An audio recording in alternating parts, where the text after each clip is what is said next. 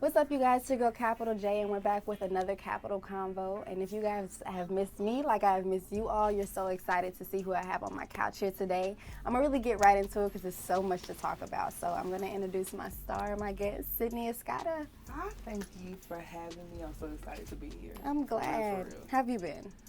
I've been good. I've been working. I've been trying to stay busy. We're finna get into all of it. I know. I'm so excited. Not many people are really familiar about your background and kind of what brought you to the position that you're at now. We see you, doing a lot of things with a lot of stars that we really look up to, and a lot of people are just kind of unaware. So I kind of want to get into that. I guess I'll start with just like, are you Dallas born? Have you been here your whole life? What was that like your upbringing a little bit? Yes, I'm Dallas, born and raised. I've lived in a lot of places in Dallas, but Dallas is where I'm from. A lot of what I do now just comes from artistic expression and my parents and my family, how they allowed me to do that. At a young age, they put me into different sports, into different clubs and different things like that always sparked creativity. And creativity was in my school as well. I was able to go and have, I always, from the earliest I can remember, I've always had an arts and crafts class of some sort, like I had to go to. Some kind of art. Yes, some type of, whether I be painting or sewing or drawing, something like that. I've always done that. That's good. It's like your parents kind of ignited that creative fuel under you, and it's good they supported you in a lot that you did. Yes. My mom, she's like one of my number one fans that I work with, but it wasn't always like that. At first, it was kind of like, you need to have a full-time job, you need to do this, you need to be able to do that. I had to understand that was really coming from her wanting to know I was okay, or I would be able to take care of myself when she moves on, or, she's just, worried. But as I began to progress and show her that, I was taking, actual steps towards what I'm doing, like now I see, more her support, and now she's like asking me questions, and she's like, what's going on? Like, I'm going to be like, she's always there, but she was just there at first, and now she's into it. Now she's kind like, of seeing more into it. And now she makes suggestions, and now she's like a part of the team. So I'm like, that's cool. That's good. I have mom on board. Yes. One of the things I wanted to ask, I guess, situating with that is like, did you have like a big project you were working on where your parents would like to see like, wow, my daughter's really serious about this creative side? Like, was it anything like that, or was it just like more so you doing more and more and it's like, hey, look, like I'm not giving up. I'm still doing, the same things in this category? It was most definitely recently that everything just kind of like snapped. And it was because my mom always comes on set with me and she's around helping and doing different things. But I was able to work with everybody's favorite Meg Thee Stallion, and her mom was there. Yes. And so my mom was there, and so she, we began to talk, and they saw like we had kind of like the same relationship, or we both were really close to our moms and had them like right there with us when we're doing certain things, and so that was one of the things that she had never seen another mother there with anybody else that I've worked with or anything, just kind of supporting their child just supporting their child, or like making it a point to be like, this is gonna happen, and I'm here for my child. And that's major. So when she saw that, and then she appreciated it more, and then she saw the production that I put together and that I did with a team, and then she was like, okay, this is right. And now as she sees the reason why I wanted to work with Meg, and she sees her progress, and she keeps going, and all the things she's doing, she's like, okay, you got something. She's like, okay, I see it. I see it now. So it's a good feeling. That's good. As far as like you getting into the creative direction company as a whole, I know at first it didn't really start like that. It was more so you doing small projects here and there for different brands and companies. How were things like that? Like, what were some of the projects that you remember working on that kind of helped you put your foot in, I guess, that industry?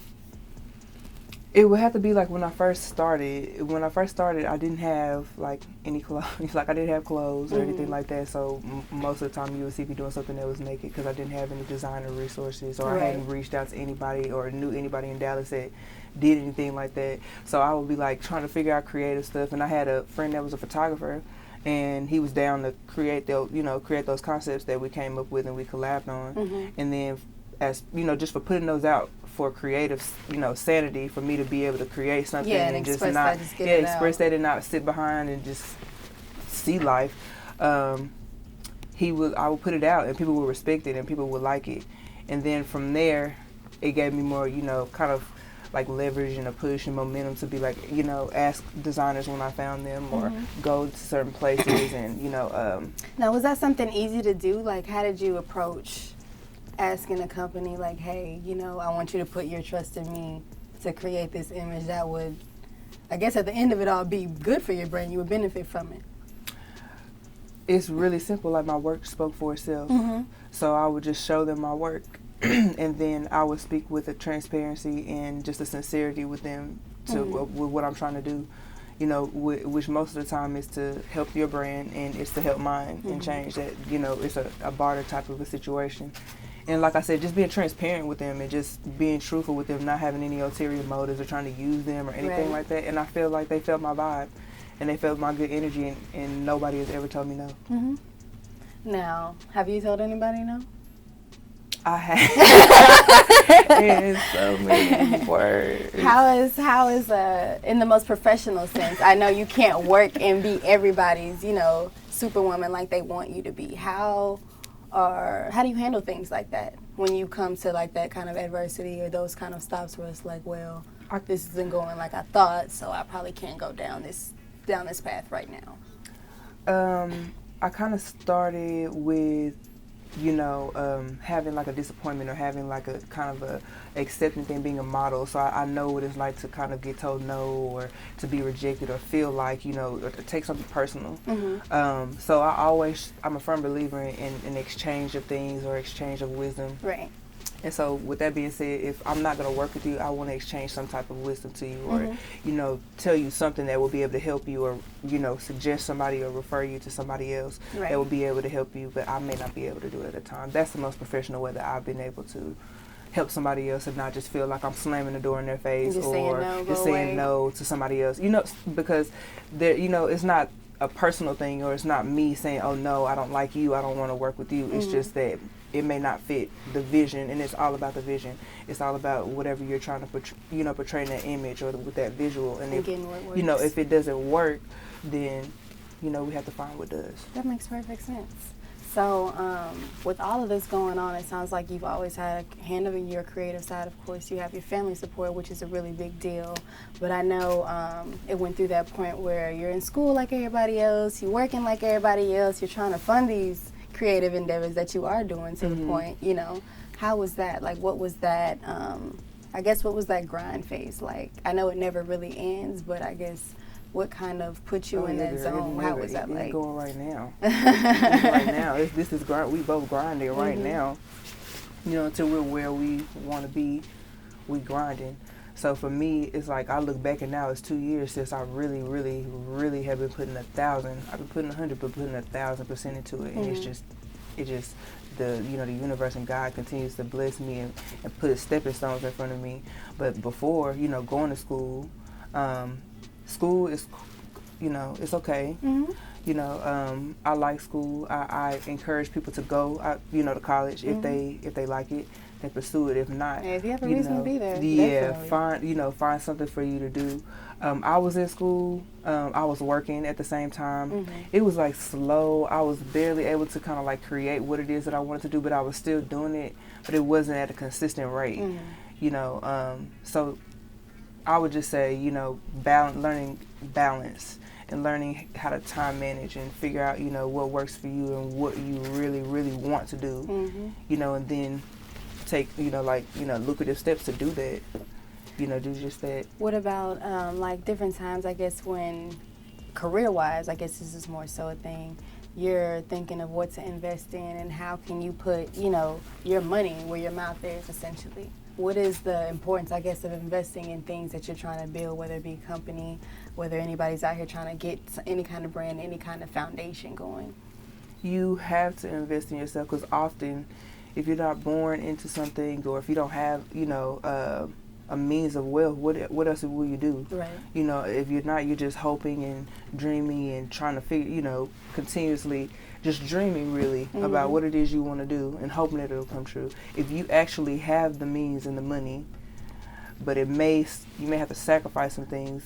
If you're not willing to sacrifice those things. What's some of the things that you sacrificed to get where you were? A lot of times the list. No, I'm just kidding. A lot of times it's free time, but I enjoy doing this. I enjoy like doing this right now. I enjoy working for other people. So it really hasn't been like a task for me. So I haven't sacrificed that much like free time. But I have to sacrifice, you know, like friendships. Relationships. But I really sacrifice friendships. That's one of the main things that continues. It happens all the time. You know, friends just happen to just fall off, and you know, they just people just go separate paths. Separate paths. You know, or they just weren't meant to be with you on the journey. That makes sense. Yeah. Everybody got their own journey. You know, no disrespect to anybody, but yeah, we all got to get it our own way. I completely understand that. Yeah, and one of I would say possibly another thing would be sacrificing self-doubt, because we hold on to a lot of self-doubt. We don't even know that we do, but we hold on to that, and we, you know, sometimes we pity ourselves and we think we can't do something, and I had to let all of that go. Even if I pushed myself out there and I did believe it, I still had to say there's no doubt. Like, I have to make it. What else is there gonna be? That makes sense. I'm already here now. Yes. Yep. Okay, so now I want to get into your baby, a Billionairess concept. That is exactly what you do and how the magic of your creative directiveness comes to play. So what would you want to tell us about just, I guess this is your company, and like you said, we've seen a lot of names come through. We've seen Asian Doll, we've seen Megan Thee Stallion, and just so many Dallas artists and really international. So what is brewing under y'all's roof over there? What do you really got going on? So this has turned into like a production company. What I do, and I'm the creative director. I'm the director of it. So a lot of these artists, they bring me in, or I end up working with them in some type of, you know, like universal way. The universe it's just kind of manifested. Yeah, I manifest it and it just happens. And when I get into that, you know, that circumstance, or I get into that situation with them, they bring me on to either shoot a video, you know, they bring me on to do a photo shoot, or to achieve some objective, whether it be mentorship, you know, motivation, all of those different things I've been for all of the artists that I've worked with. So most of the time what I do is I construct what it is that you see. I get the director of photography, I'm the director, I write the treatment, or I create whatever you're seeing, the vision behind it. Yes, I book the makeup artist, or I find the makeup artist, I find the stylist that fits the vision. I book the location that fits the vision. And then anybody else that suits, like if I need a instructor of some sort, so I need a handler. Literally like eye in the sky, like everything is under my hand right now. Yes, and then I hand choose and pick what I want, and then I bring it together, and I say, this is what I need for everybody to do. That's a big deal. How is important it is finding the right members, I guess, of a team to make all that cooperate to its best function. Luckily, each person that I've met has been like such an asset to myself, and they're an asset to anybody that they work with. They have to have the same vision as you. Right. They have to have the same hunger as you. Is there a way that you weed that out, or just kind of feel like who's serious and who's not? Oh yeah, when they come through. When I say come through and they don't know too much of what I've done, they don't ask questions, they're like, oh yeah, I'm gonna come. Or they just, you know, they may see a couple of pictures, or I just may ask them and they'll do it. And then, you know, they'll see what they get out of it, and then they're like, oh, I want to come back again. Or it's just a vibe that I have with them.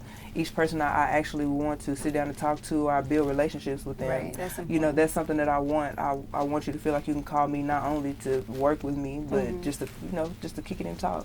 That's good. So you want to just keep that personal relationship. Is that something that you feel like makes a lot of your relationships, like with these business people, kind of expand? Yes, it expands most definitely because I come in with I won't say a demeanor. I come in with the attitude, like a type of confidence. yes, and then with the energy of really and truly wanting to help that company, and really seeing something in that company that either I choose to work with or that has sought me out, and I see something in it, and I'm like, oh yeah, let me just rub it on here real quick. Let me rub some of this off on there. I see it, like you have all of the things. Like let me put the vision to it. Let's put it together and show the world what you have.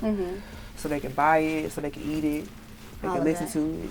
Put it on, everything. Yes. And a lot of women, like I applaud you for this, and it's something that really inspires me about you. You work with a lot of women. There are a lot of big women. They don't look like they need really anybody to stand on their side, and I really appreciate that. What is so important about continuing that sisterhood, like making that sure that foundation is there, that every woman that you work with is represented as what women really are? It's important because women already have a real issue with other women. It's so hard for women to get along already. It's just always something. Like I believe in people being whole people, and when people are not whole, it causes them to act out, or it causes them to have different behavior, different energy. And so, sometimes girls, they don't have fathers, or they don't have, certain different, certain things. Outlets, it may be just that, it may be the way that they look, or it may be just, the lack that they think. But for me, I've never had that envy or the attitude towards another woman. And I think that it's really important that in this industry, because it's already a male-dominated industry, that we don't hate each other, and that we don't try to fight each other and tear each other down, when we can really be building something, that can take over. Yeah, and that we can have, we can most definitely have our own. We can feel safe. We don't have to, everybody get harasses everybody nowadays. But, it's a place where we don't feel like, we're being taken advantage of, or, that we can really help each other. And it's a real energy when women come together and do stuff like that. Because I don't want to feel like that. I don't want to say it's a stigma with sometimes having to work with only men, but I know women want other creative women around when things are going on like that. A lot of girls are comfortable with me as well, in this industry, I'm tending to be a lot older than them, where a lot of people think that they're older, they're a lot younger. So, I'm able to come in and not saying that that's, me saying, that they're younger than me, that they have to do anything. But it's like with that age comes a little bit more wisdom. Yeah, so it's like I'm able to, be like a big sis, or I'm able to be sisters with them, and have like a real moments with them to tell them, like, I care about you, I care about your craft and what you're doing. Right. And that's what I'm giving to you. That's good. You know what I'm saying? I really respect that. Now, another question I have, as far as definitely associated with what you do, you create essentially, an image, a brand, a whole concept for this person or this thing, essentially, to thrive off of. And I know with that comes pressure of, doing everything right. And like you said, you have teams behind you, you know how to handpick everything. But how does that work as far as like the connection with you and the artist, or the connection with you and the brand? Is there ever been a time where, I guess, what you wanted it to be didn't come out, or what you put out there didn't really come to fruition like you wanted it to, like it wasn't really directly what you saw? There's been times where I've done work that, I've worked with certain people, I've never seen it. I've done full production. I've done full production like years ago, and just circumstances, people, life. But I've never seen the footage, to even, so, there are some things I haven't even seen with my own eyes come to fruition, but I was actually there putting in the work, working on it and doing it, and it just never happens. Right. I've done interviews before this years ago that people have just lost disc or lost tapes, you know what I'm saying, and that's just lost. You know, so sometimes it's not not an L, it's just a lesson, you know, that you have to be able to learn. Because if I look at it as a loss, I'm just gonna keep counting losses. But if it's a lesson, it's building me up. I don't want anything to tear me down at this point. Yeah, there's so many other things that come out and at you. So much more energy you need to be receiving than negativity. Yes, I get exactly. It. How important is your peace? Like, how do you keep your peace? Because, like you said, you got a lot going on. Like, what takes the time out to be like, okay, Sydney needs to chill. Sydney needs to go away from the world, just kind of cut everything off. Like, what is that like for you? I mean, I do that. Like, I'll do that after I leave here if I want to. I'll do that. But no, it's my friends. It's really my friends, my real friends, my mom, my family. But like I said, for real, my friends, the people I can kick it with, the people I can just chill and create with, and that motivate me, and I motivate them, and we believe in each other. I feel like, we're trying to come up with a system where we're really going to be the next generation, the next people up to really be doing things and really take over things, because we have next. We all got next. Yeah. Like, oh man.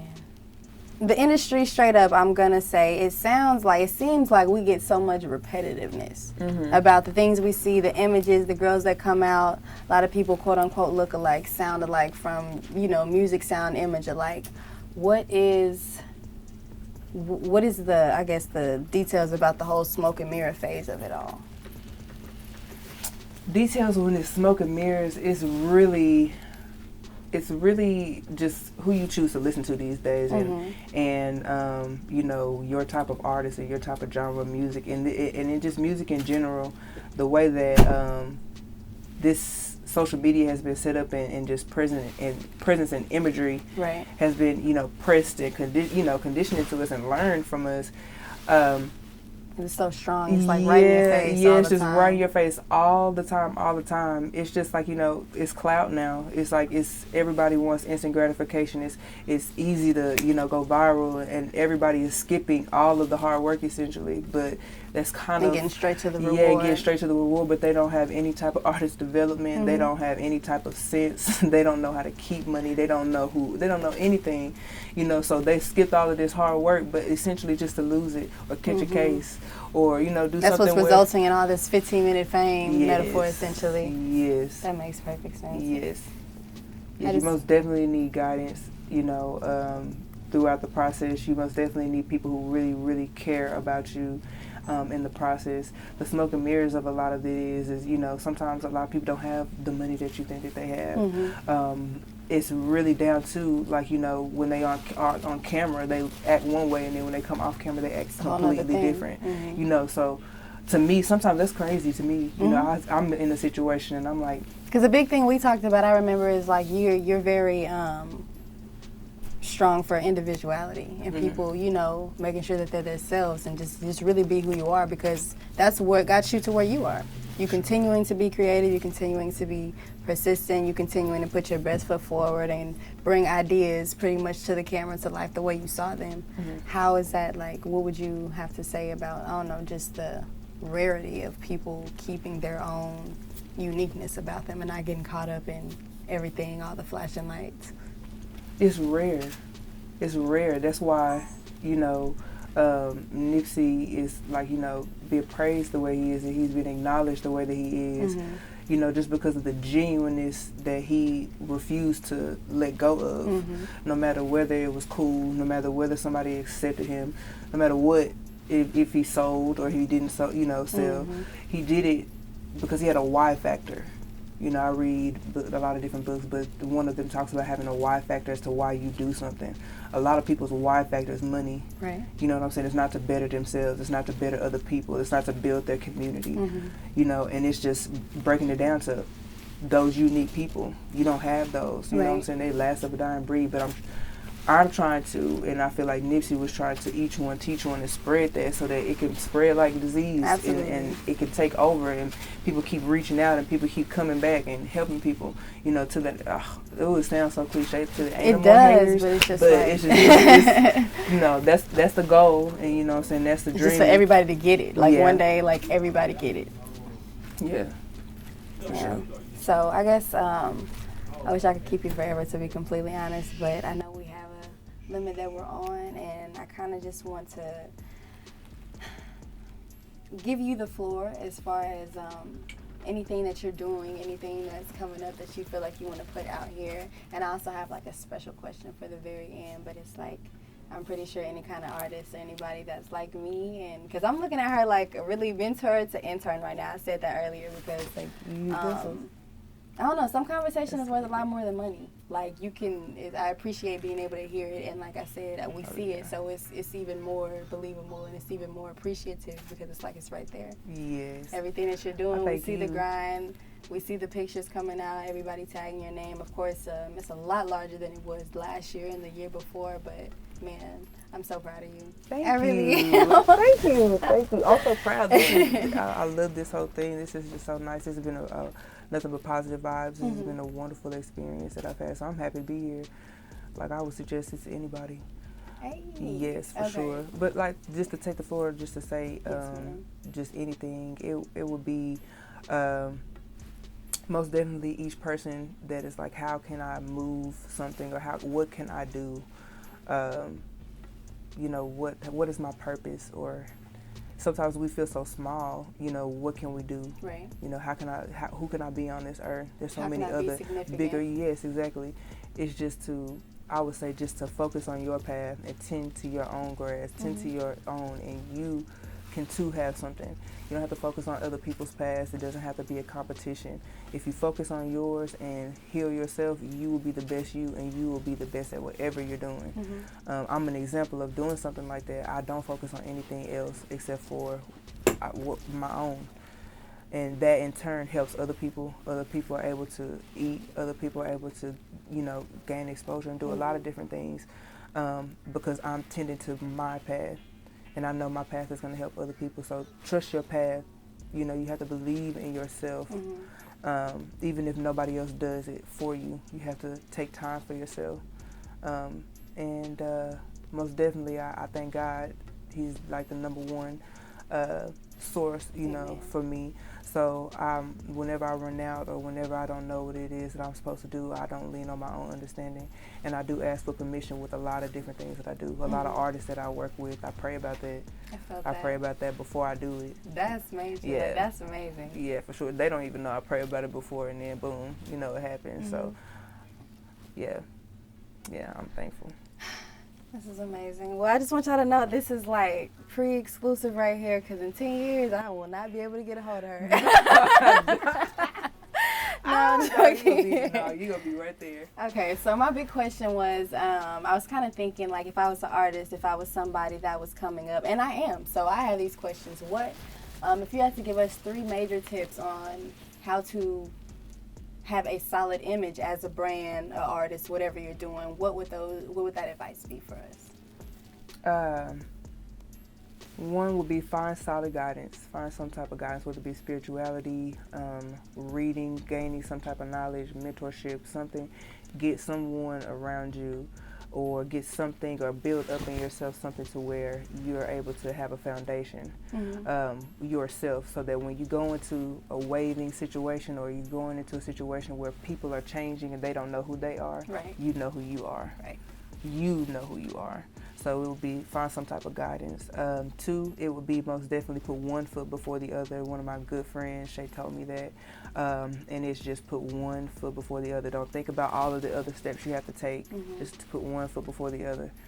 And then the last one would probably be invest in yourself. Invest in yourself. If that means paying other people to make something look good for you, if that means, investing in your own situation, paying artists, or doing whatever it is that you need to do to make your brand turn into what it is, play chess. Make each step count when you do it. Yeah, so most definitely investing, because when you invest in yourself, you can't lose. Like I was telling you before, you don't have to wait on anybody else. You don't have to answer anybody else. You're in control of it. No matter how long it takes. No matter how long it takes. That's amazing. I really appreciate you again coming out, Sydney. No, you're so welcome. This is like so good. Like I said, we're going to do this again, because it's so much more to talk about, y'all. But for now, we got to wrap it up. I am so proud and so excited for everything you got coming up. Yes, I'm excited to keep seeing this. Girl, just grow and grow and grow. You already growing. Look, y'all go watch all the videos that she been behind. Go read the documents, the magazine articles, paper magazine, everything is there. Yes. And we'll see you guys later. Thank you guys. Bye.